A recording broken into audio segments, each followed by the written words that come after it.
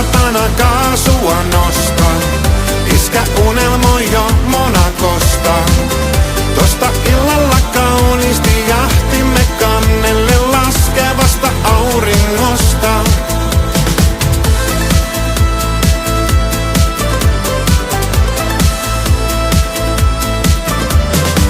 Työpaikan pukukaapin nuhkean Daisin, Monacon Grand Prixn varikolle veisin. Romanttisten salakuvien myötä myös Seiska mut noteraisi. Vembölen radan tiistai-turnauksessa, poikaani kilpailua kuvatessa. Nauran summa joka vuosien päästä, mun videolla lohkeaisi. Sä et saatana kaasua nosta, iskä seuraa sua katsomosta.